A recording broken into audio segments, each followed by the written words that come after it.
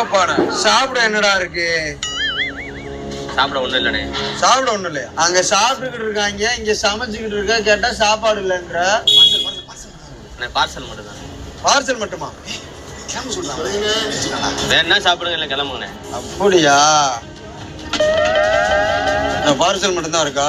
ஆமாண்ணே, பார்சல் மட்டும் தானே இருக்கு. சரி, அப்ப எனக்கு ஒரு ஆஃப் ஆயில் பார்சல் பண்ணு. ஆமா, எப்ப நான் பார்சல் பண்ணுறீங்க? நான் என்ன போதையில இருக்கேனா? குழந்து விடுறேன் குழந்து. அவட தலையை ஆட்டுற ஒழுங்கா அது சாப்பாடு எடுத்து வைடா.